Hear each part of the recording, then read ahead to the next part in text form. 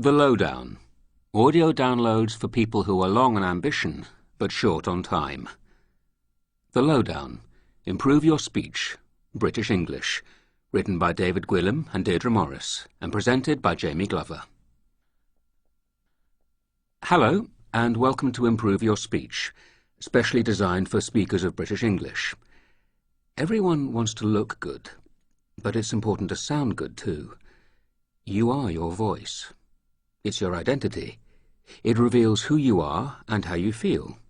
It reveals the truth about you.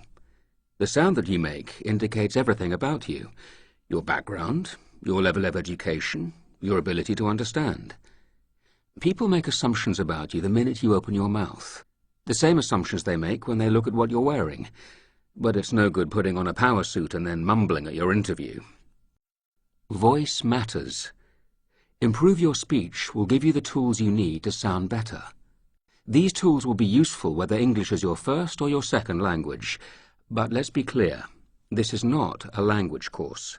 The aim isn't to improve your vocabulary or to eradicate accent. Your accent will be modified only insofar as it assists clarity and tone. You will still be you, but a you whose voice has impact, whose voice is easy on the ear.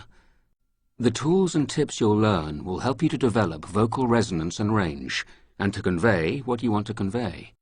A clear speaker signals a clear thinker. Clear speech is essential in almost every field of professional activity. To be clearly understood when making a deal, to be able to control your tone of voice in a meeting, and give nothing away that you do not want to give away. To use a reasonable tempo on the telephone with people who may not understand you easily. To appear confident one-to-one or when addressing a convention. To have the confidence that you can hold people's attention. All this is important to people in many walks of life.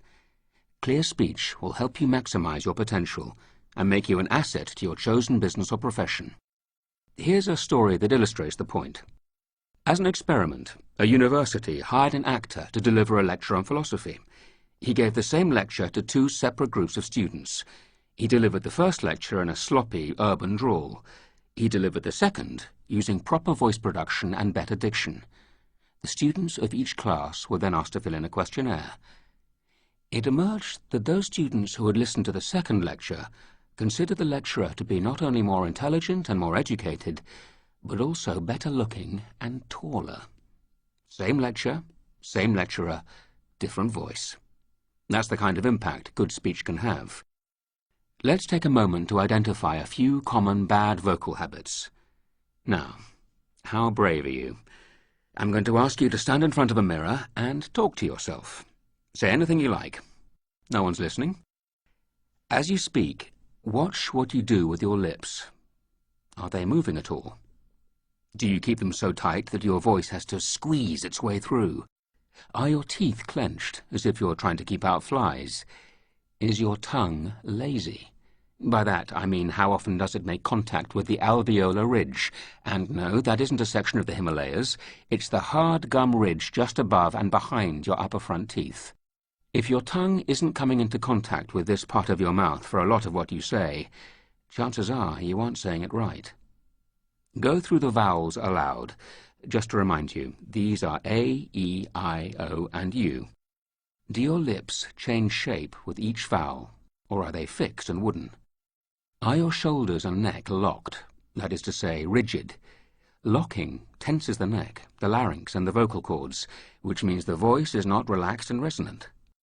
And here is the big one. Are your lower ribs released? When you breathe in, do the sides of your ribs expand sideways to allow breath to fill the lungs, or does your upper chest rise? If your upper chest rises, you're going to increase the tension in your shoulders and neck. Now, take a moment to listen. How do you sound? Is your voice nasal, as if you have a peg on your nose? Is it squeaky? Do you use baby talk instead of grown-up talk, for example, saying little instead of little? Take time to identify your particular problem. We will return to this topic later to show you how to correct those bad habits.